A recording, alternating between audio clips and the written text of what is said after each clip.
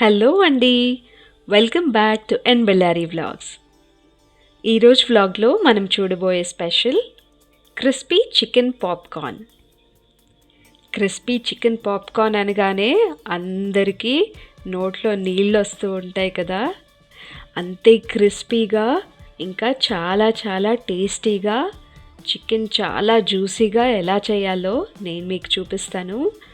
First అయితే ఇలా చికెన్ని నీట్గా వాష్ చేసుకొని సాల్ట్ వాటర్లో ఒక 2 అవర్స్ పాటు నానబెట్టుకోవాలండి. ఈ సాల్ట్ అంతా బాగా చికెన్లోకి వెళ్ళి చాలా చాలా టెండర్గా జ్యూసీగా అవుతుంది చికెన్ ఈ ప్రాసెస్లో. సో ఇందులోకి మనం ఒక 1/2 spoon Kashmiri Lal chilli powder వేస్తున్నాను. అలాగే నార్మల్ కారం పొడి కూడా ఒక 1.5 స్పూన్ వేస్తున్నానండి.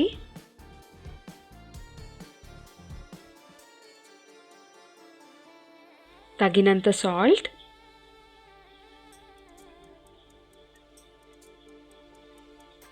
అలానే కొద్దిగా పెప్పర్. ఇది బ్లాక్ పెప్పర్ పౌడర్ అండి. ఇంకా 1 స్పూన్ జింజర్ గార్లిక్ పేస్ట్. ఇదేమో గార్లిక్ సాల్ట్ పౌడర్ అండి, ఇది ఆప్షనల్. కొద్దిగా ఆరిగానో.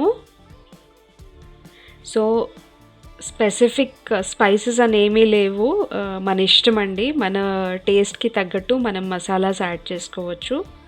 అలానే 1 స్పూన్ పెరి పెరి మసాలా వేస్తున్నాను.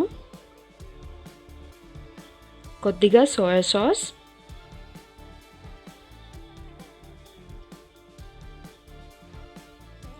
ఇవన్నీ వేసుకొని బాగా మిక్స్ చేసి పెట్టుకుందాము. పిల్లలు ఈవినింగ్ అవ్వగానే ఏదో ఒక స్నాక్ అడుగుతూ ఉంటారు కదా. సో బయట అవి ఇవి కొనిపించడం కన్నా ఇలా ఇంట్లోనే రెస్టారెంట్ స్టైల్లో ఇంట్లోనే మనము ఇలా చేసిస్తే చాలా నచ్చుతారు. ఇంకా బయట ఫుడ్ కూడా ఏది అడగకుండా ఇంట్లోనే అన్నీ తింటారండి. ఒక బౌల్లోకి కొద్దిగా మైదా పిండి, అలానే కొద్దిగా బ్రెడ్ క్రమ్స్ వేసుకుంటున్నాను. బ్రెడ్ క్రమ్స్ లేకపోయినా పర్లేదండి, ఆప్షనల్. అలానే కొద్దిగా బ్లాక్ పెప్పర్ ఇంకా సాల్ట్ వేసాను. సో మైదా పిండి బ్లాండ్గా ఉండకుండా ఉండడానికి కొద్దిగా పెప్పర్ ఇంకా సాల్ట్ వేసుకున్నాను అంతే. అలానే మనకి కోల్డ్ వాటర్ కావాలండి. నా దగ్గర కోల్డ్ వాటర్ లేవు అని చెప్పి ఇలా ఐస్ వాటర్ తీసుకుంటున్నాను. మనము మ్యారినేట్ చేసి ఒక 1/2 అవర్ అయిపోయిందండి. సో ఇలా మనము మైదా పిండిలోకి చికెన్ని ఇలా వేసుకొని బాగా ప్రెస్ చేసుకోవాలండి. పిండి అంతా చికెన్ పీసెస్కి పట్టేలాగా ఇలా ప్రెస్ చేసేసుకొని ఎక్స్ట్రా పిండి అంతా తీసేసి మనము కోల్డ్ వాటర్లోకి వేసేస్తున్నాము. సో ఈ ప్రాసెస్ చాలా ఫాస్ట్గా చేసేసేయాలి. ఇలా పిండిలోకి వేసుకోగానే వెంటనే అలానే మళ్ళీ తీసేసేయాలి అందులోంచి, వాటర్లోంచి.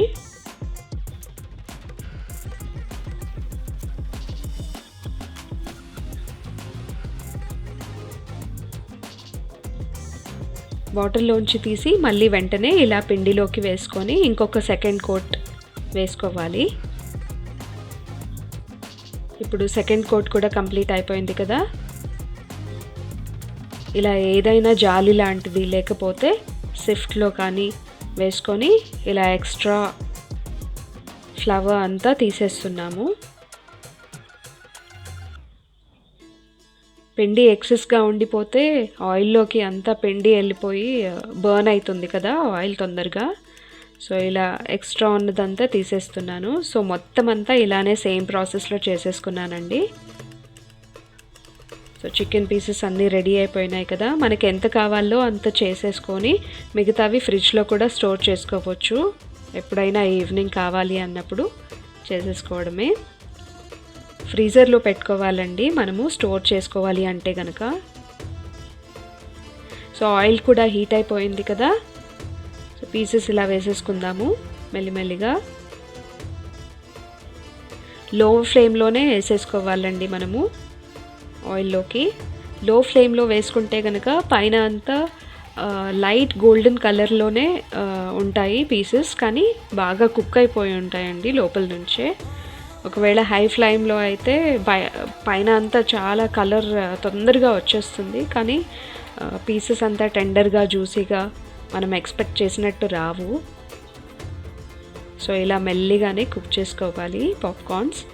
మీకు కనిపిస్తుంది కదా ఎంత క్రిస్పీగా ఎంత బాగున్నాయో.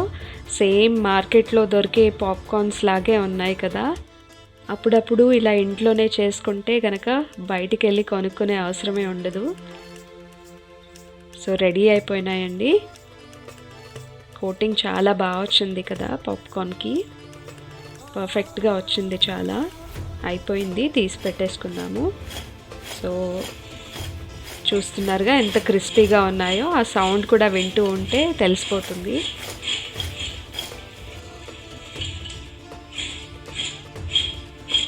పైన ఎంత క్రిస్పీగా ఉన్నాయో లోపల కూడా అంతే జ్యూసీగా సాఫ్ట్గా ఉన్నాయండి. పైన కొద్దిగా కారం పొడి అయినా సరే లేకపోతే పెరి పెరి మసాలా అయినా సరే వేసుకోండి, చాలా బాగుంటాయి. చూసారుగా ఎవ్రీ పీస్ కూడా అంతే జ్యూసీగా చాలా టెండర్గా ఉందన్నమాట. చూడండి లోపల ఎంత మాయిస్ట్ అలానే ఉందో. ఇదంతా మనం సాల్ట్లో మ్యారినేట్ చేసుకున్నాం కదా చికెన్ని ఫస్ట్, అందుకే ఇలా అవుతుంది. మీరు కూడా సేమ్ ఇలాగే ట్రై చేసి నాకు కమెంట్ చేసి చెప్పండి ఎలా వచ్చాయో మీకు కూడా. మీకు కనుక ఈ వీడియో నచ్చినట్లయితే ప్లీజ్ లైక్, షేర్ ఇంకా సబ్స్క్రైబ్